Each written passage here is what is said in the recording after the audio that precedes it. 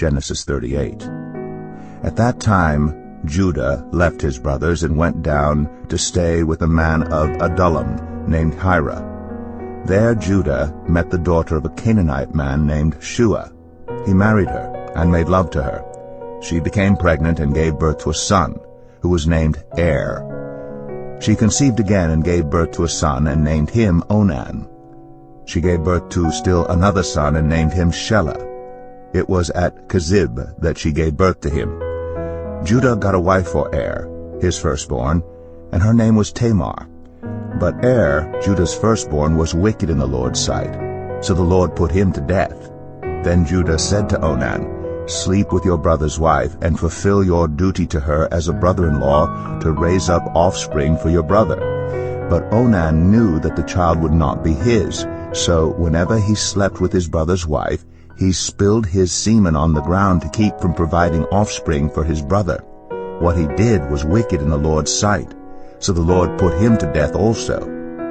Judah then said to his daughter-in-law Tamar, "Live as a widow in your father's household until my son Shelah grows up."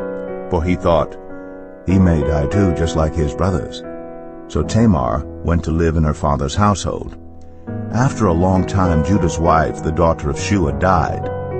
When Judah had recovered from his grief, he went up to Timnah, to the men who were shearing his sheep, and his friend Hira the Adullamite went with him. When Tamar was told, "Your father-in-law is on his way to Timnah to shear his sheep," she took off her widow's clothes, covered herself with a veil to disguise herself, and then sat down at the entrance to Enaim, which is on the road to Timnah. For she saw that though Shelah had now grown up, she had not been given to him as his wife.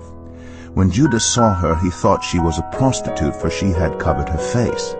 Not realizing that she was his daughter-in-law, he went over to her by the roadside and said, "Come now, let me sleep with you."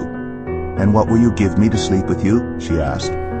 "I'll send you a young goat from my flock," he said. "Will you give me something as a pledge until you send it?" she asked. He said, "What pledge should I give you?" "Your seal and its cord, and the staff in your hand," she answered. So he gave them to her and slept with her, and she became pregnant by him. After she left, she took off her veil and put on her widow's clothes again. Meanwhile Judah sent the young goat by his friend the Adullamite in order to get his pledge back from the woman, but he did not find her. He asked the men who lived there, "Where is the shrine prostitute who was beside the road at Enaim?" "There hasn't been any shrine prostitute here," they said. So he went back to Judah and said, "I didn't find her. Besides, the men who lived there said, 'There hasn't been any shrine prostitute here.'" Then Judah said, "Let her keep what she has, or we will become a laughingstock. After all, I did send her this young goat, but you didn't find her."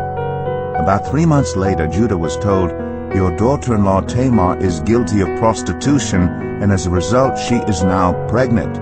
Judah said, "Bring her out and have her burned to death." As she was being brought out, she sent a message to her father-in-law. "I am pregnant by the man who owns these," she said, and she added, "See if you recognize whose seal and cord and staff these are." Judah recognized them and said, "She is more righteous than I, since I wouldn't give her to my son Shelah." And he did not sleep with her again. When the time came for her to give birth, there were twin boys in her womb. As she was giving birth, one of them put out his hand, so the midwife took a scarlet thread and tied it on his wrist and said, "This one came out first." But when he drew back his hand, his brother came out, and she said, "So this is how you have broken out." And he was named Perez. Then his brother, who had the scarlet thread on his wrist, came out, and he was named Zerah.